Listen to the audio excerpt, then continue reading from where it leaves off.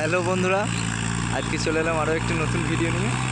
তো দেখতে পাচ্ছি এখন গাড়িতে প্রচুর পরিমাণে কাদা লেগেছিলো, সে কাদাগুলো ছাড়ানো হচ্ছে। এটা পুকুর নয়, এটা জমির মধ্যে জল জমে আছে, সেখানে গাড়িটা নামিয়ে দিয়েছি, কাদাগুলো ছাড়াচ্ছি।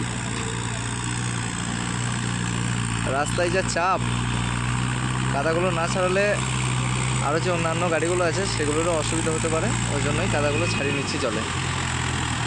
যাক, অনেক কাদা লেগেছিলো, অনেকটাই ক্লিয়ার হলো, আর বাকি যেটুকু আছে সেটা হাতে ছাড়িয়ে নেব।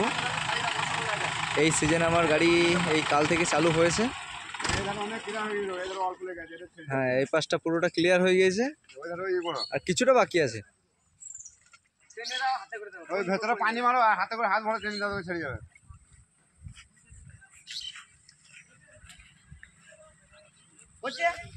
হ্যাঁ, পানিতে কোনো টেনশন নাই, বুঝলে তো? রাখে পানি যত থাকবে তত ছুটবে।